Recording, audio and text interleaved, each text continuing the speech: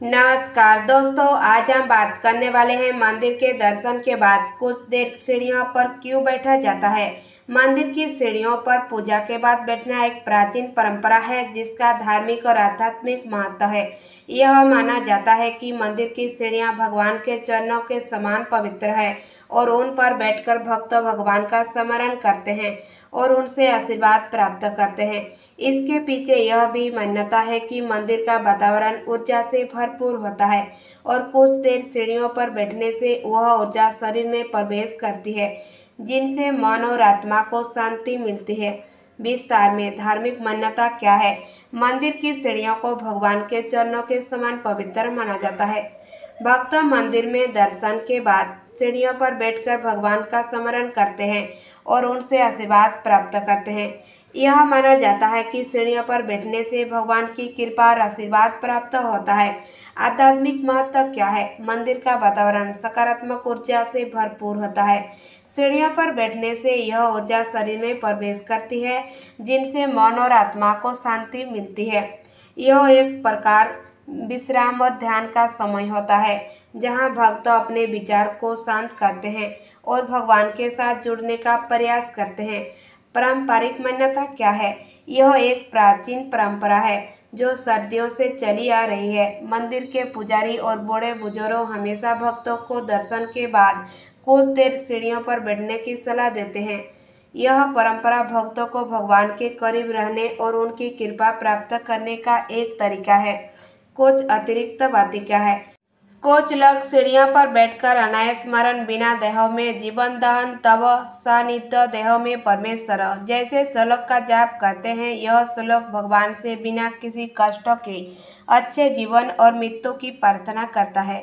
मंदिर की सीढ़ियों पर बैठने का समय आमतौर पर 2-5 मिनट का होता है।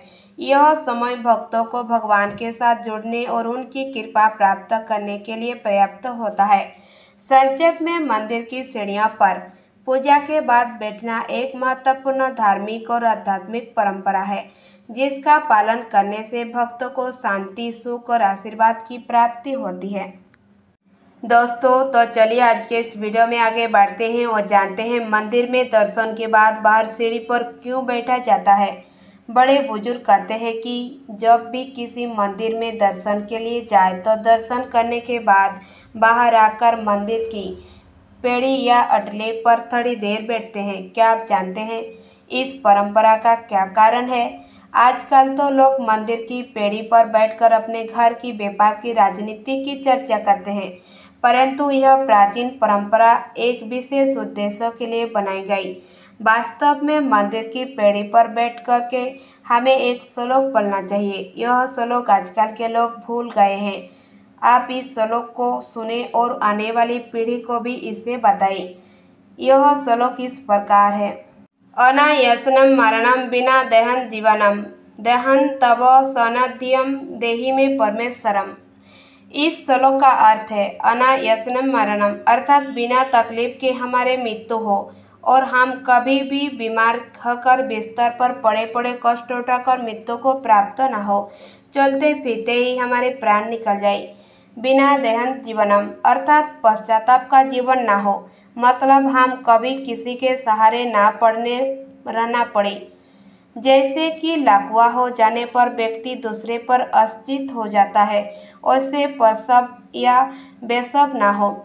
ठाकुर जी की कृपा से बिना भीख के ही जीवन बसर हो सके। देहन तब सानिध्यम अर्थात जब भी मृत्यु हो तब भगवान के सम्मुख हो। जैसे भीष्म पितामह की मृत्यु के समय स्वयं ठाकुर जी उनके सम्मुख जाकर खड़े हो गए। उनके दर्शन करते हुए प्राण निकले। देहि में परमेश्वरम है परमेश्वर, ऐसा वरदान हमें देना। यह प्रार्थना करे। गाड़ी लाड़ी लड़का लड़की पति पत्नी घर धन यह नहीं मांगना है, या तो भगवान आपकी पात्रा के हिसाब से खुद आपको देते हैं। इसलिए दर्शन करने के बाद बैठकर यह प्रार्थना अवश्य करनी चाहिए। यह प्रार्थना है, याचना नहीं है। याचना सांसारिक पदार्थों के लिए होती है, जैसे कि घर व्यापार नौकरी पुत्र पुत्री सांसारिक सुख धन या अन्य बातों के लिए जो मांग की जाती है वह याचना है, वह भीख है।